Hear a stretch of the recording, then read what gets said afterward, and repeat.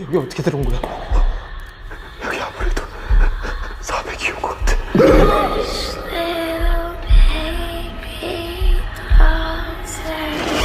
여기 차안에 들어가도 되는 거야, 차만?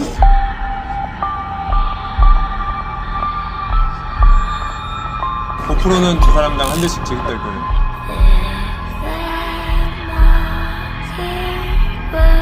여기가 2층으로 들어가는 곤지암 병원이야. 들어가면 죽는 거야.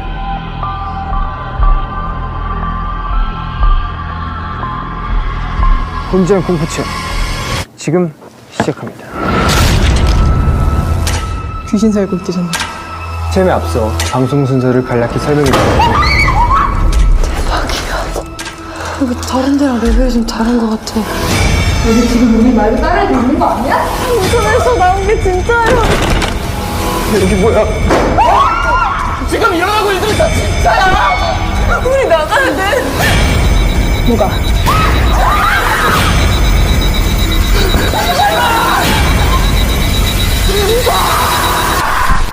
대장 어딨어?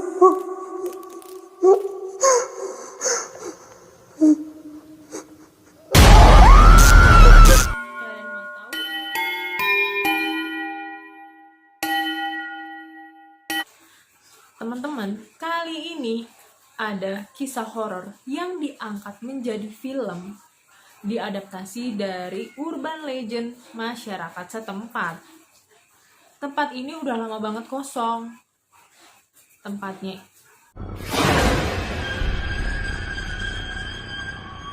Rumah Sakit Jiwa Gonjiam terletak di kota Guangzhou yang merupakan salah satu kota terbesar di Korea Selatan.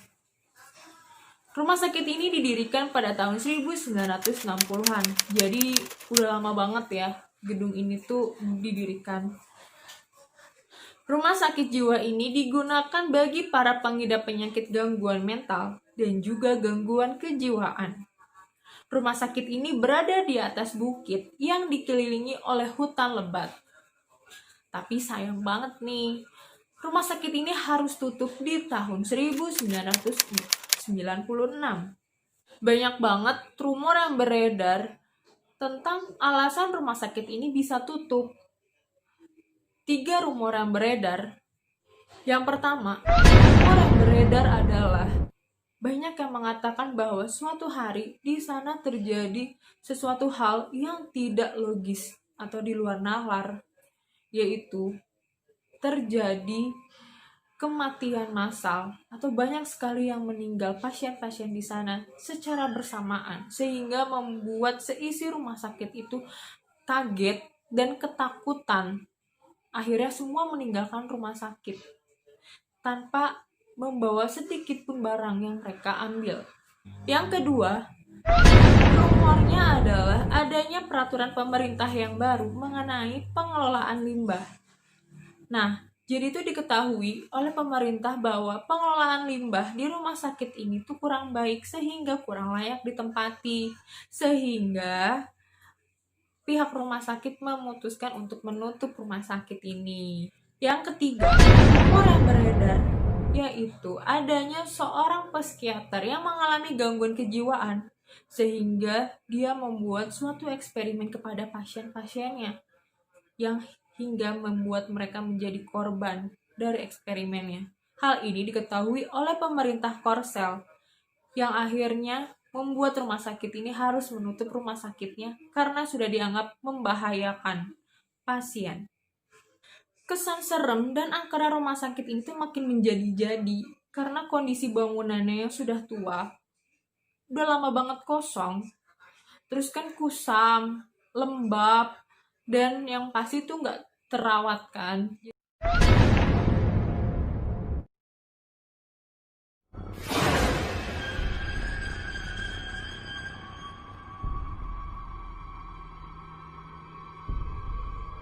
Jadi makin banget nih kesan horornya. Nah, kondisinya juga rumah sakit itu ditutup dengan pagar yang sangat rapat. Dikunci lah ibaratnya semuanya. Jadi tuh orang yang bisa masuk pun itu harus melewati celah-celah yang sempit. Jadi mereka tuh kalau datang cari tuh sela-sela pagar yang sempit untuk masuk. Karena pagar gerbang itu dikunci, digembok, jadi nggak bisa sembarang orang yang masuk. Tapi sering banget orang-orang tuh masuk untuk bikin vlog atau enggak vlogger ya, seperti itulah teman-teman, untuk dokumentasi gitu kan, untuk uji nyali mungkin kan. Makanya banyak yang nekat masuk nerobos lewat celah-celah pagar. Awal-awal tadi aku sempat nyinggung soal film kan, tapi beneran deh teman-teman, Rumah Sakit Jiwa Gonjiam itu dijadikan film. Seperti ini filmnya.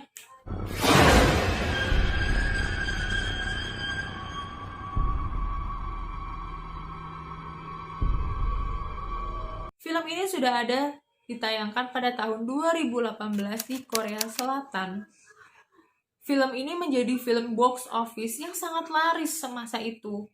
Nih, aku mau ceritain sedikit secara garis besar tentang film ini. Asli dari film ini tuh serem ya, buat aku tuh serem, bikin kaget. Kalian kalau penasaran, kalian bisa nonton di video-video online yang udah ada film ini. Cobain, jangan nonton sendirian ya. Jadi ceritanya ini tentang 7 anak muda yang penasaran dengan suatu tempat horor. Nah, tapi 7-nya ini tuh mereka tuh nggak saling kenal. Ada sebagian yang mereka emang kenal, tapi ada juga yang enggak. Jadi tuh memang mereka tuh pergi karena satu misi, satu tujuan. Nah, mereka pergi bareng dan ketemuan di suatu tempat, terus pergi bareng nih ke gedung Rumah Sakit Jiwa Gonjiamnya ini. Nah, di situ mereka membawa seperangkat lengkap lah ya. Dari mereka bawa GoPro, bawa juga buat CCTV di ruangan-ruangan tertentu.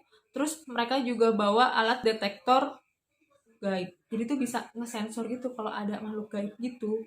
Ya ibaratnya infrared kayak gitu kali ya. Nah, udah gitu, mereka kan kesana nih dengan tujuan itu pengen uji nyali sekaligus menaikkan subscriber mereka, kayak menaikin followers lah gitu ya, dengan target 1 juta orang yang nonton, 1 juta viewers. Nah ternyata mereka akhirnya pas udah masuk itu mereka udah pasangin nih semua CCTV-nya yang di tempat ruangan yang mereka mau. Mereka masuk, selesai. Nah, selesai masang-masang tuh mereka masih bisa ketawa-ketawa, ngobrol-ngobrol, hahihi gitu kan. Nah, pada akhirnya mereka melakukan suatu ritual pemanggilan arwah atau pemanggilan setan. Itu udah serem banget kan di tempat kayak gitu juga lagi. Nah, setelah itu terjadilah suatu banyak banget kejadian yang gak mereka nyangka, yang di luar nalar tuh terjadi semuanya ke mereka. Padahal tuh mereka masih streaming nih guys ya, masih tetap live gitu kan. Nah terus banyak banget tuh kegaduhan yang terjadi. Misal nih ya, ada pintu-pintu buka tutup, kursi bertebangan, pintu, jendela, semua itu menjadi bener-bener aduh gak kebayang deh kayak gimana horornya ya. Nah emang tuh viewersnya mereka naik terus tuh. Tapi pada satu ketika di titik yang terakhir nih, itu benar-benar parah sih ya. Jadi banyak banget nih ya, udah pada mereka tuh pas kejadian itu tuh menelan banyak korban. Jadi teman-teman mereka tuh ya meninggal satu persatu. Hingga akhirnya yang megang ini nih, pas viewersnya udah mau 1 juta, mau banget 1 juta, tapi langsung mendadak turun. Kenapa? Penonton tuh ngiranya, ini sih bohongan, ini palsu, ini settingan, kayak gitu-gitu deh teman-teman. Akhirnya apa? Yang nge-live ini dia meninggal di suatu ruangan di sana. Terus viewersnya juga nggak nyampe 1 juta, orang ini pada kabur, yang follower view-nya itu, ya udah, ibaratnya, ya ampun, mereka udah harus merenggang nyawa. Dan tujuan misi mereka tuh gak tercapai untuk mendapatkan 1 juta viewers saat live. Makanya itu banyak banget ya pelajaran banget yang bisa kita ambil dari film ini sebenarnya.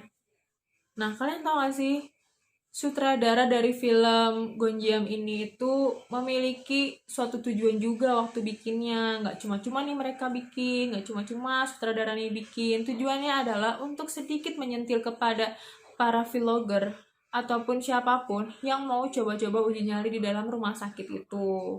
Karena apa?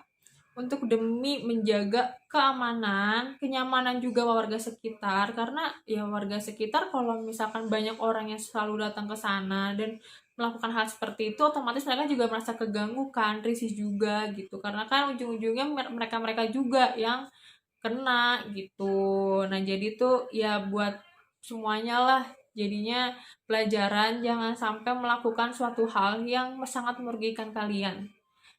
Jadi itu melakukan tuh yang hal yang wajar aja, yang realistis aja gitu teman-teman. Penasaran boleh, tapi kita harus mikir berkali-kali lipat untuk melakukan suatu hal itu. Gimana nih, setelah denger cerita dari aku tentang rumah sakit jiwa Gonjiam ini, kalian merasa penasaran gak sih? Kalau kalian lagi liburan nih ke Korea Selatan, boleh lah ya mampir ke sana ngeliat-liat. Tapi kalau enggak ya juga nggak apa-apa, nonton aja filmnya. Buat teman libur kalian, ya kan? Malam-malam, tengah malam nonton kayak gitu seru banget nih pasti teman-teman ya. Oke teman-teman, semoga ini tuh bermanfaat buat kalian, menambah wawasan kalian tentang film-film juga ataupun dengan hal-hal yang horor juga. Anggap aja ini koleksi hiburan kalian, oke?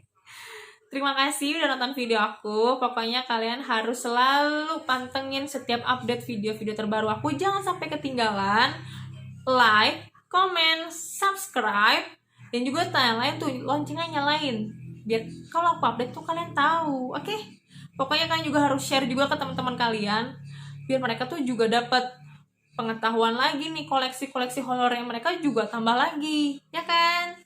Terima kasih ya teman-teman. Assalamualaikum warahmatullahi wabarakatuh. Bye-bye.